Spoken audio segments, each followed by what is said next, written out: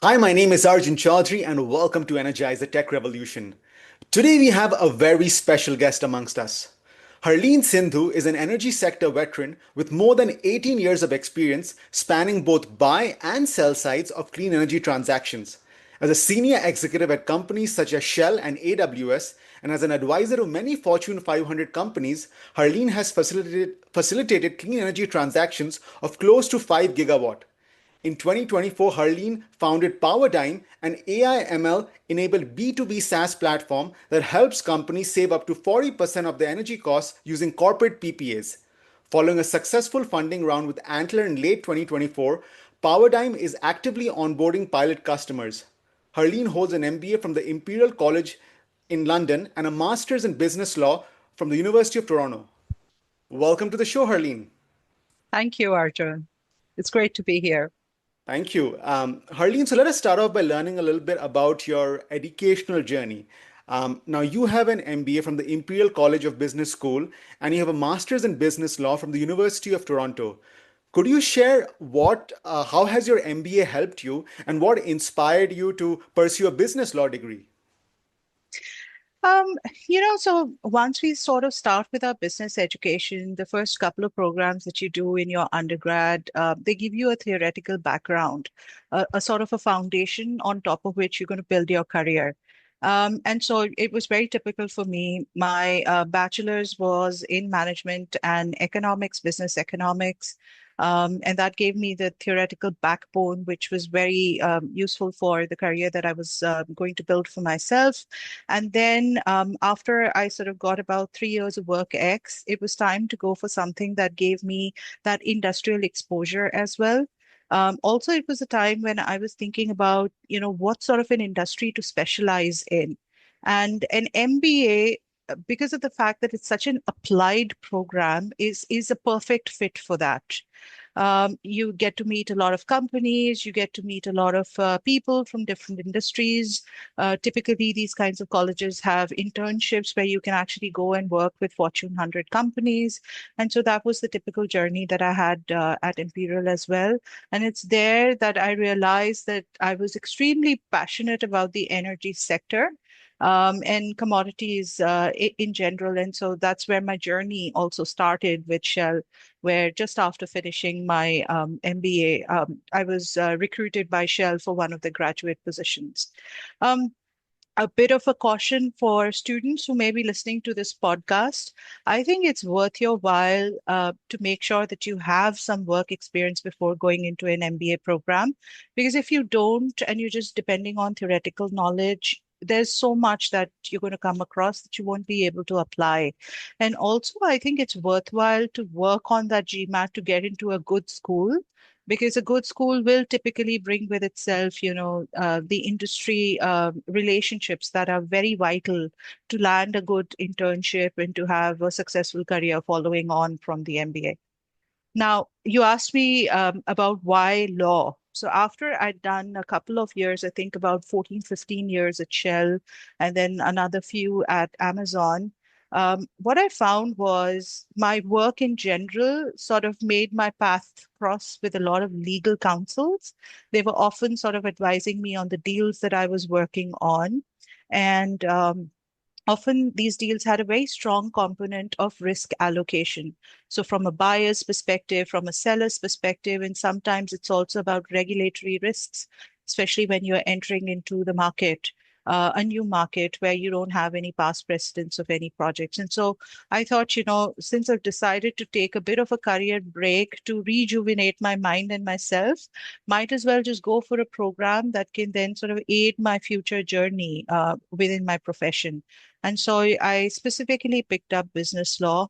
And in there, then I picked up those kinds of modules, which again sort of have a very high resonance with the work that I do day to day, i.e., sort of working with contracts and supporting acquisitions, mergers, etc. That's great to hear, Harleen, and thanks for sharing that and for the advice that you provided to our students and how your educational experience has helped you in your journey. Now, in terms of your professional journey, you entered into the world of renewable energy when you joined Shell, and you continued your renewable energy experiences in Amazon before founding your own company, Powerdime. Now, what specifically was your role in Shell and in Amazon? Mhm. So, as I told you, I joined Shell as a graduate. Now, typically for a graduate, and this is many, many years ago, typically for a graduate, what happens is that you kind of rolled across all the Shell business divisions so that you get that training, from the grassroots level on all the business aspects of that company. And then with the progression of the roles, the seniority sort of comes through as well. I started at Shell Chemicals, where I was one of their financial analysts. And my responsibility was to work together with their economists and their senior deal leads whenever they were negotiating these very large chemical contracts for polystyrene, etc. So, everything to do with plastics, etc. That was basically what I was supposed to be doing. They're putting together their financial models, advising them on deal valuations. And then just a couple of years after that, I graduated to the upstream side of the business, where I was a petroleum economist for a very long time. Um, uh, and towards the end of that assignment, I practically worked on all of Shell's upstream assets in the North Sea and Central North Sea. It's a major part, or it used to be a major part of their portfolio. And thereafter, then I moved to The Hague, which is also or used to be the headquarters for Shell. And there I was part of the central deal delivery team, which worked on a lot of exploration production projects, new country entries, licenses, acreages, etc. Again, sort of advising them on acquisitions of these assets, or if there was a specific investment that needs to be made on a certain company, etc. We were sort of looking at all of that. Um, Very, very interesting because of the fact that every deal sort of brought together people from different workflows like finance, legal, technical. Even within technical, there are different shades of technical, geophysicists, etc. And so, you with every deal, it was a new storybook that we got to read, and that made it very interesting. And then, as I've told you before, 2015, Shell decided in earnest that they need to start seriously looking towards the renewable energy business because the demand for renewables in the industry and worldwide was also growing. And there, then I was part of the founding team. Where I sort of advised on the economic metrics, etc., that should typically be used for our projects that we were going to be investing in at that point in time. And towards the close of my time with Shell, I was the renewable energy lead for Kazakhstan, where we worked very closely with the president's office for their first ever solar auction. We sort of provided them with a lot of feedback on how to structure their regulations as well to make the country more attractive for corporate investment in renewables. We secured ourselves a 50 megawatt project over there as well, which was one of their first large scale solar projects. And then from there on, I represented both Shell as well as Kazakhstan at the United Nations Clean Energy Forum, also where again the topic was, what sort of regulatory changes can countries bring about to attract corporates to start investing within the renewable sector. So it's been a very interesting journey with Shell. That's amazing to hear such an adventurous and well-rounded experience with Shell. And how about your specific experience in Amazon? Mm. So my journey with Amazon started in 2020, late of 2020. And this was just around, when some of the countries were opening up during COVID. And I relocated from very cold minus 40 degrees in Kazakhstan to plus 40 degrees of Dubai. So it was quite an interesting change. With AWS in specific, so I was part of the AWS energy procurement team, and that too for the EMEA region. There were a lot of data centers that were being planned for the Middle East, and my role was to look at our energy procurement strategy for that region, and then to also establish strategic partnerships with developers of projects to secure renewable energy capacity for AWS. And as part of the wider EMEA team, I was also looking at deals within the European region. So lots of solar deals for Spain, from Italy, UK, etc., sort of issuing RFPs and, you know, both for solar as well as for wind projects. Amazing to hear that, Harleen. Now let's learn a little bit about your organization, Powerdime.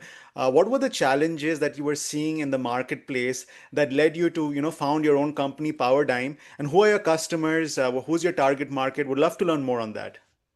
Mhm. So Power Time, the idea of it sort of came to me and my co-founders while we were still at law school. We were working on a project for a manifest climate where we were supposed to be reviewing the litigation risk that companies are going to start facing if they're not doing anything about environmental sustainability. And at that time, we were looking at some of these cases, litigation cases against Shell in the Netherlands and the UK, and some of the other major natural resource based companies. And so, what we kind of found in a lot of these cases, especially very high energy intensive companies, that there was a lot of talk in public about what their energy transition goals need to look like. Some of them had even made public commitments, but when it came to executing the projects on the ground, there was still a lot which was missing.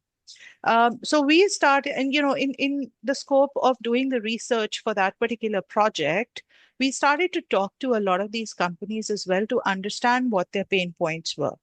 And one of the typical things that sort of came about was, there are so many regulations that we have to follow that it's not entirely clear to us how to navigate that entire space.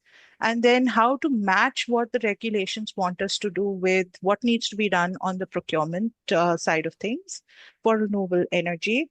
Some of the companies also said, we don't really know what a corporate PPA is. And even if we want to buy renewable energy, how do we go about it? Because our utility at the moment is not offering us a solution. Some of the others told us, so what do you mean by a corporate PPA? Is this solar that we should install on our roofs? That's not suitable for us, especially data center companies, because they said the roof is an exclusion zone for us, and we can't really do rooftop solar. And also, how much capacity a rooftop project would give us would not be sufficient. So what we were kind of hearing is that there was a lot of confusion in the market. There was lack of awareness in what kind of products and contracts were available. And also, how could they really go about planning all of this and executing on the strategy?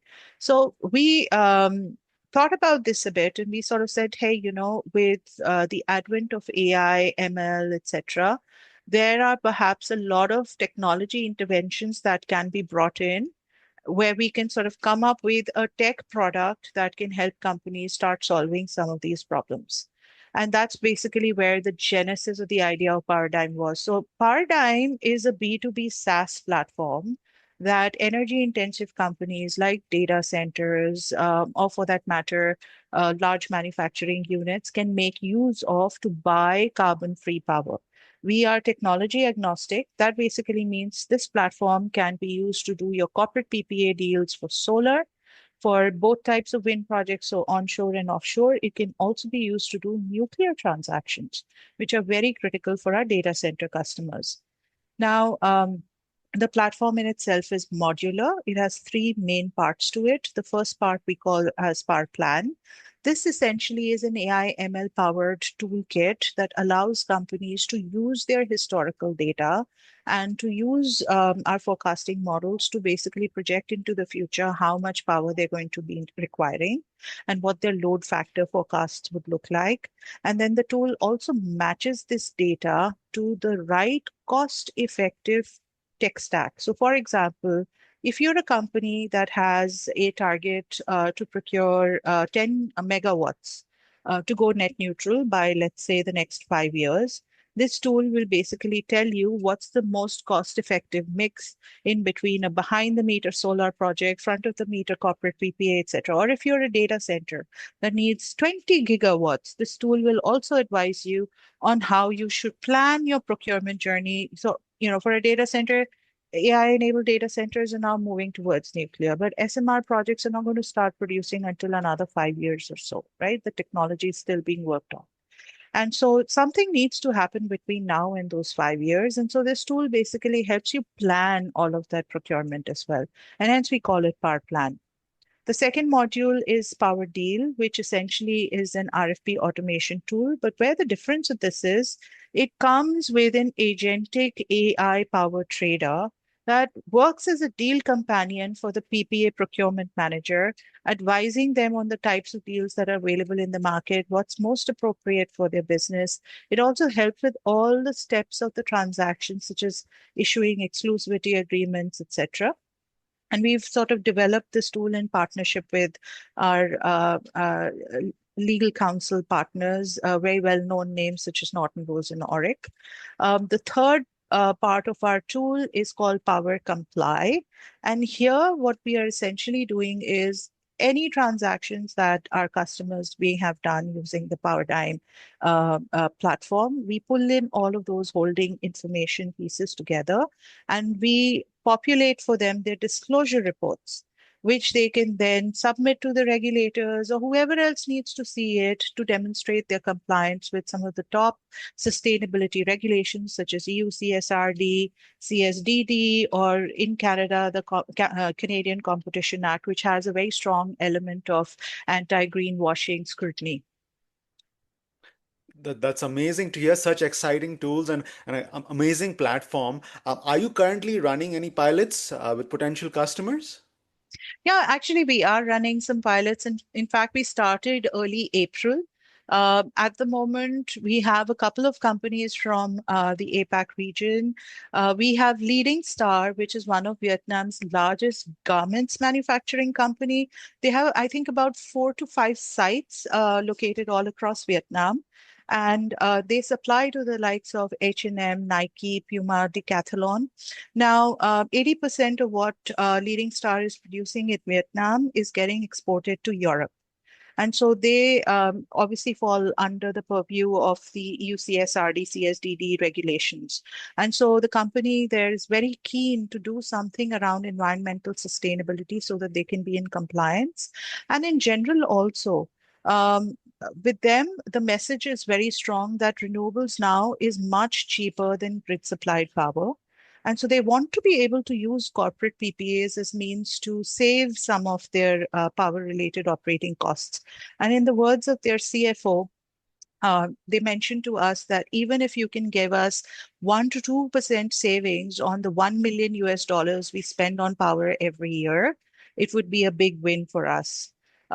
Similarly, we have MicroStar International. It's one of Taiwan's largest gaming and IT equipments manufacturer. Again, they have manufacturing locations not just in Taiwan, but in other countries as well.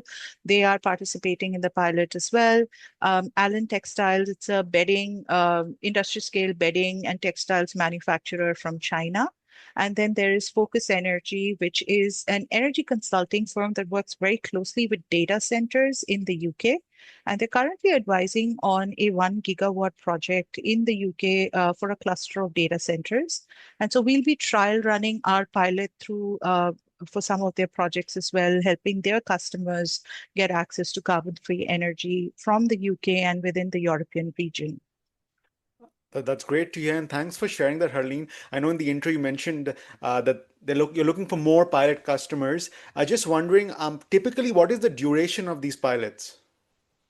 So this particular run of the pilot is a design phase pilot where we will be working very closely with the participants. Um, Again, sort of looking at their data, advising them on their energy transition strategy, looking for the right project for them, and perhaps doing some live transactions for them using our platform as well. And then using all of that feedback to further enhance the feature sets that we are developing here at Paradigm. Our plan is to have a full commercial launch of our platform by Q1 of 2026. And so the pilot, as I said, has already started. However, we'd still be happy to look at new candidates from industry so that we get a good mix of different sorts of energy consumers within our pilot program to replicate their workflows in our system. And we hope to conclude the pilot by October of this year, and then sort of give ourselves a couple of months towards the end of the year to do our final testing, etc., before we do a commercial launch. Thank you for sharing that, Harleen. It was great learning about your company and your pilots. Now let's shift our conversation into the world of PPAs and let's deep dive to provide some context to our viewers and listeners. Now, what exactly is a PPA or a power purchase agreement, and why is it important and needed? So if you're thinking about it from a business's perspective, especially a business that's manufacturing something or even a data center company, um, you require power to keep your lights running, to keep your manufacturing units going, right? Now, for a data center, almost about 70 to 80% of their operating cost is associated with power. And so keeping that cost low basically is extremely crucial, not just for them, but also for the customers that they are servicing. So, for example, if it's an AWS and they're servicing a contract for Netflix, if AWS can run its data centers, for a fraction of the cost, then they'll be able to pass off those, benefits to Netflix and through them to the end consumers as well. So it's all economic sense. Similarly, for the type of companies such as Leading Star, MSI, etc., for these kinds of manufacturing companies, their total operating cost, if you look at that, about somewhere between 5 to 10% of that is pure power that they are buying from the grid. And so there again, because these companies are very price sensitive as they're supplying to bigger sort of buyers in the market, keeping a handle on their power costs becomes extremely important. And as I was mentioning a couple of minutes ago, renewable energy specifically has become extremely cheap versus new power from new CCGT plants, etc., almost about 3 times cheaper. And so by moving over to renewable energy, companies can save a lot of money.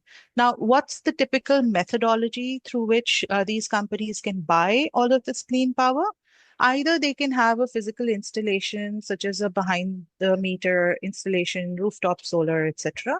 Those projects typically tend to be small scale, because there's restriction on how much you can do around a site. However, if you need larger capacities, companies typically go in for what's known as a corporate PPA. So this could be a project which is maybe sitting close to where the manufacturing site is, or it could even be in another country, and you could enter into what's known as a physical PPA or a virtual PPA. And through these mechanisms, then you can sort of get access to the same benefits of investing into renewables. Now, what's the difference between a physical PPA and a virtual PPA? In the case of a physical PPA, the power will actually be supplied from the plant that's generating it to the location of operation. So there's physical transfer of power. But in a virtual PPA, there's no sort of supply that happens to the location of the company's operations. Rather, it works like a contract for difference, like a derivative essentially, where the developer, let's say, is developing a project somewhere in Italy. That project gets developed, the developer then sells the electricity in the wholesale market there. And the proceeds from those sales are then transferred to the corporate, who can then use it to offset their overall renewable energy or their energy cost or their scope 2 cost. Um, the other thing that a lot of these corporate PPAs do is that they come bundled with environmental attributes.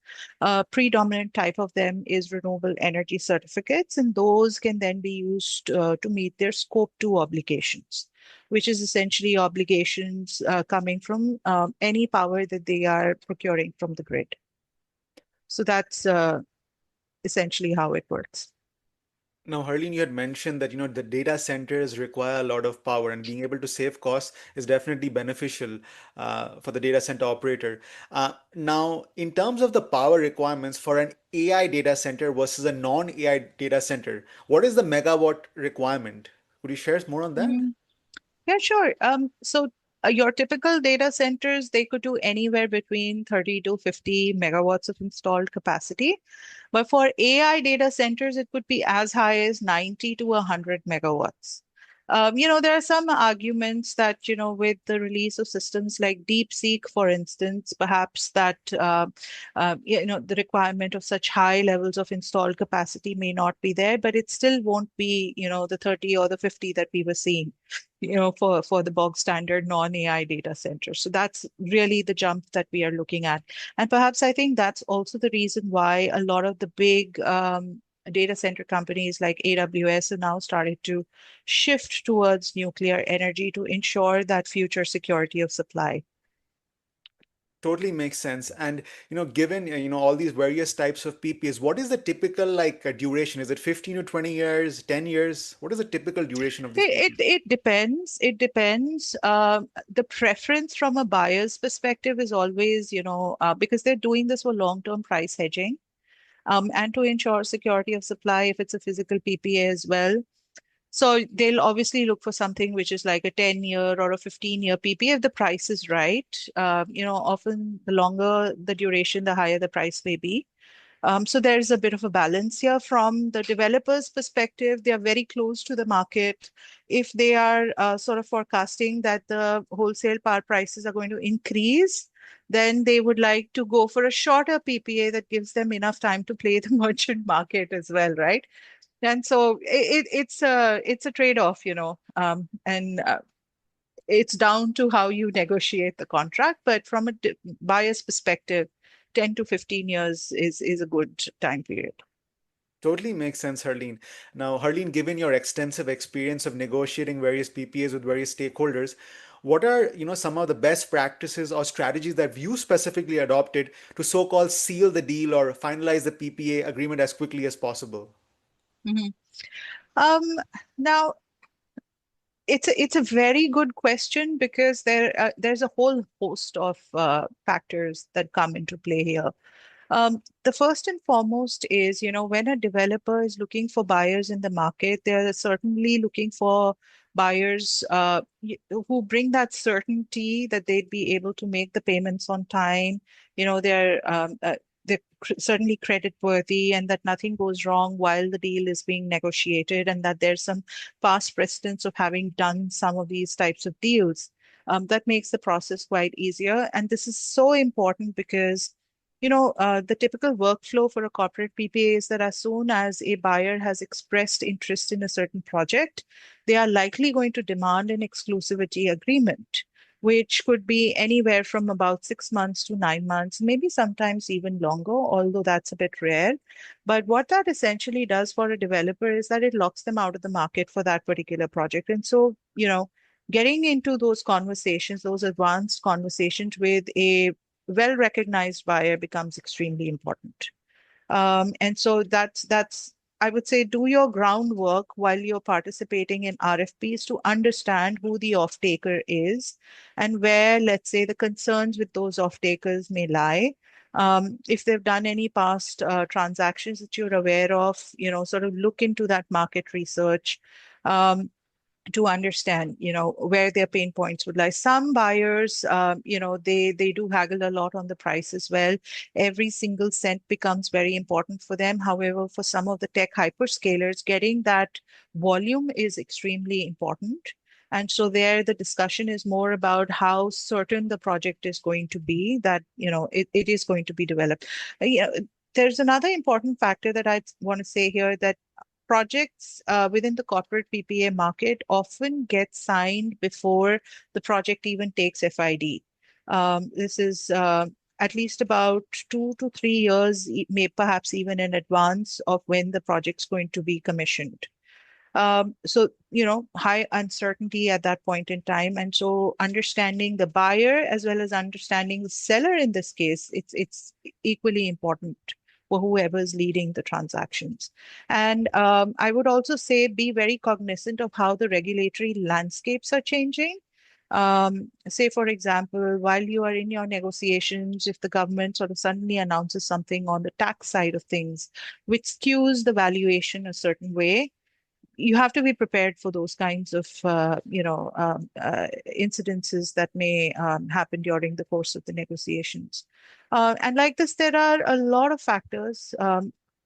I would say for every deal, it's important to look at the risks from the perspective of your commercial risks, your technical risks, risks associated with the market where that project is coming from, risks associated with the entities who are involved either directly or indirectly with the transaction. Um, that's how I would say, sort of think about each of those categories when you start looking at a transaction. Such valuable recommendation, and that's very helpful, Harleen. Thank you so much. Let's say, for example, somebody who's tuning into this podcast now, and they are like a first-time negotiator of a PPA. They're entering into the first PPA negotiation. What would be like the absolute no-nos that you'd recommend them that don't do these two or three things when you enter the negotiation room?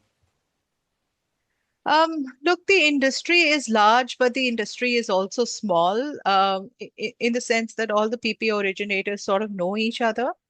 Go into the industry and go into the market and look for projects when you are absolutely certain that there's a transaction that you are looking for, and be open and honest because the word travels fast. And as I said, these transactions are happening at least 2 to 3 years in advance. And if you're not certain, and let's say if the behaviors, etc., are not in line with what the industry sort of expects, that has an impact on your ability to do future deals as well. That's certainly there. I would definitely say it's a fast moving industry, so your PPA prices are very tightly aligned with commodity prices, because the commodity prices have an impact on the power prices. They also have an impact on the equipment that gets used for a lot of our projects. And so if and your deals, you're doing them for a tenure of about 10 years, 15 years. To understand whether the PPA is in the money or not, you need to have an understanding of what's happening in those markets as well. And to sort of, just look at the data in a snapshot and say, okay, this year the wholesale prices are, this, and the PPA prices are, let's say, 20, 30% below that. Hey, that's great. Let's do a PPA. And you forget to see what's about to happen maybe next year or even 5 years hence. And that sort of will completely damage your valuations and how much value you can derive out of the deal for the whole tenor. So I would say do your study, do your research on the market factors. Again, sort of going back to the risk categories that I just spoke about. There's a whole host of information that's available now on the types of PPAs. Start out with some of the simpler variants, such as baseload PPAs, and then start to move towards the more complicated multi-resource type deals. That also sort of helps you sort of build that foundation, and then sort of move towards more complicated type of deals. So that's essentially how I would recommend a new PPA originator to plan. Thank you so much, Harleen. So we are coming to our final few questions here. Where do you see the future trends of PPAs, the incorporation of AI, and also if you want to share more about the future of Powerdyne, would love to learn more on that. Mhm. So I was at a forum recently, and somebody asked me the question about the fact that the US in a way has deprioritized renewables, and so does that mean renewables is no longer going to be the flavor of the month, or the demand for corporate PPAs is going to go away?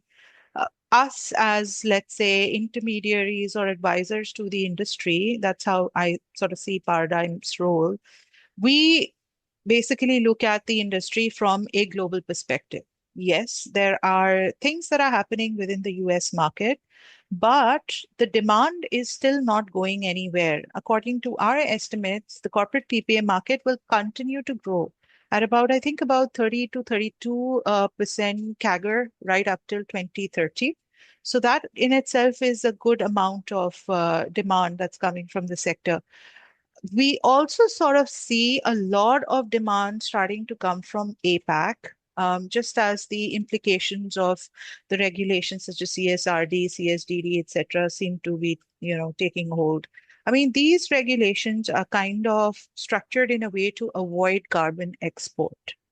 And the companies who are sort of benefiting from the tightening of sustainability regulations in Europe by sort of migrating to APAC are now sort of feeling the burn of it. And they've started to seriously look at sustainability also. So that region seems to be coming up. And I think in a couple of years, it may even replace US as the largest buyer of corporate PPAs. We certainly feel that they're going in that direction.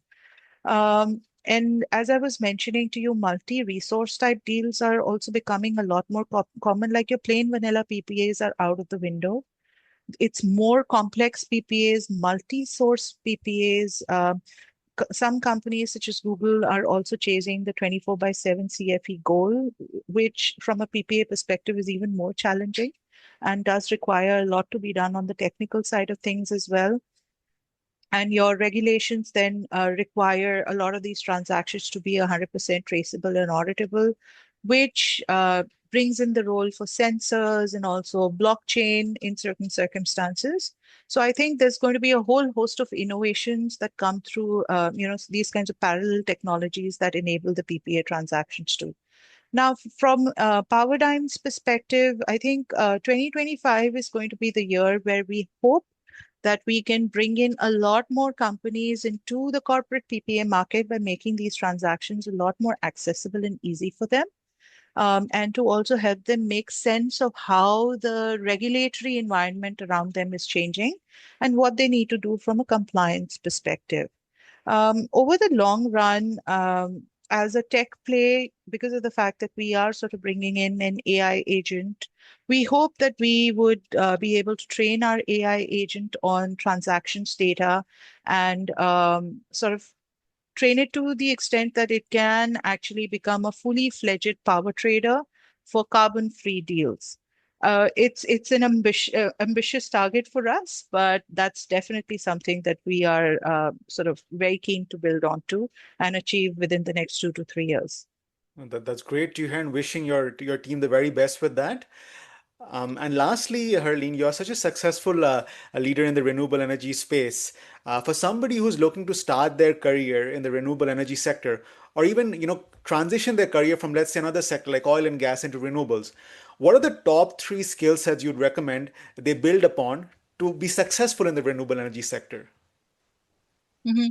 I think perseverance is important on some of the softer skills. Why is perseverance important? Is because, you need to sort of go into the industry and identify that niche for yourself and then make sure that, the opportunities that you're pursuing, either as an internship or as a full-time position, sort of leads you in that direction.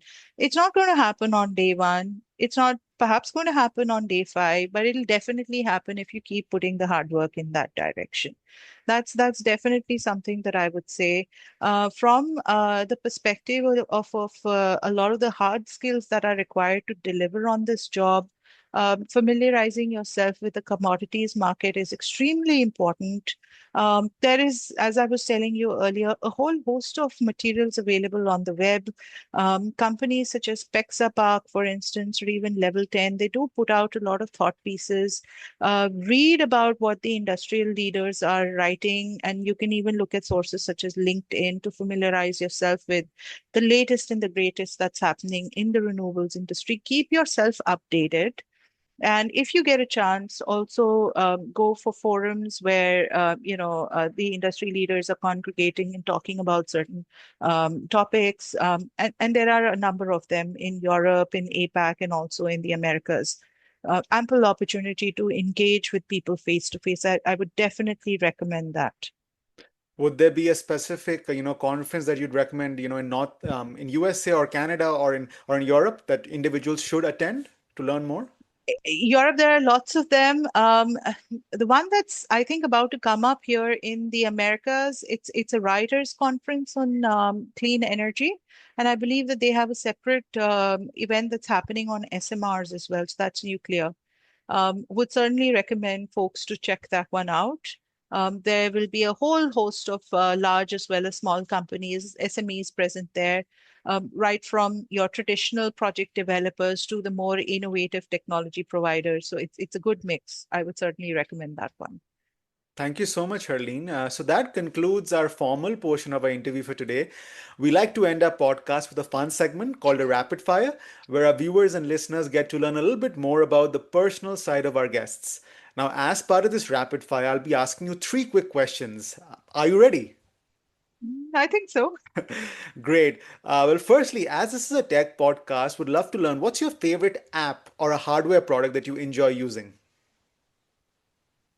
Well, oh, there are so many. On the food side, it's definitely Zomato. It's literally grown. It's an Indian startup that does food delivery. They've sort of branched out to all sorts of verticals within, the food industry. And they also have these very interesting messages that they keep sending to the customers to promote them to start using the app more and more. So I really like that. I also like a lot of apps that are providing online entertainment where you can actually beam content from different countries. There's so much of innovation that's happening within that space too. So yeah, those are two of my favorite categories. Amazing. Well, secondly, what's a book that you have read that has had a big impact on your life and why? I would say, well, that's a good question again, because there are, again, so many books that I've kind of read, but the ones that have on the fiction side, the ones that have actually stuck with me are the series that were written by Ayn Rand. Ayn Rand, I hope I get her name correct. But what sort of stood out for me out of those series of books that the author had written is her depiction of how capitalism works. And these were written so many years ago.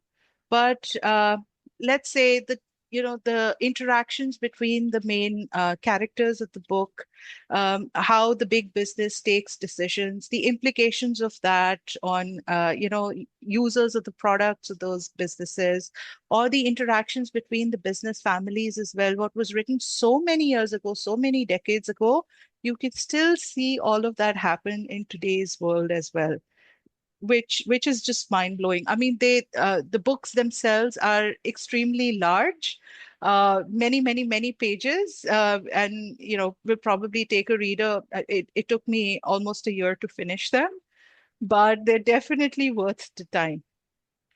Great, Harleen. And lastly, do you have any final words of wisdom, perhaps a short story or a quote that you'd like to share with members of our audience? Yeah, a short story or a quote, in terms of profession, in terms of personal life. Anything that you'd like to end our podcast with. Okay, I would personally say that resilience and perseverance, you hear people talk a lot about these qualities. But I would say it's not just about talk. When you're making changes in your life, you're sort of going from one life journey to another. It's these qualities that will really come at hand to sort of smoothen out the journey. And also, I say, even if it's even if it's an idea that no one's sort of supporting you on, and you have deep conviction in that idea, sort of go out there and just do it. The worst that's going to happen is you're going to fail, but at least you'll walk away from it saying that, I tried. And it's not going to stay with you, when you turn 70, where you still have this, oh, what if I would have tried that? So uh, life is really, for living, and it's about, all the experiences that you go through. And so this could be an experience as well. So I would just say, persevere, make that effort, and don't shy away from challenges. Very valuable and sound advice, Harleen. So that concludes our rapid fire and our interview for today. How can our viewers and listeners get in touch with you? So we have a website for Paradigm, www.paradigm.io. We have a LinkedIn page by the corporate name as well. All of our contact informations are available there. So if anybody wants to know more about Paradigm, we'd be happy to have a chat. Um, the other thing is, at the moment, Paradigm is looking to expand its technical team. We are specifically looking for folks who are experts at AI, ML applications, especially for forecasting or for applications within the commodities market. So if there are tech folk out there who would sort of want to look at this business and have another chat with us, you're most welcome to sort of reach us out on LinkedIn, and we'll be happy to get in touch. Well, thank you so much, Harleen, for being on the show today. It was an absolute pleasure and honor having you. And thank you so much for sharing your subject matter expertise on PPAs. From the team at Energize, wishing you and the entire team of Powerdime lots of growth and lots of success. Thank you so much. So, there Thank you have it, ladies and gentlemen, our episode for today. And remember, a greener future is in our hands. I'm Arjun Chaudhary.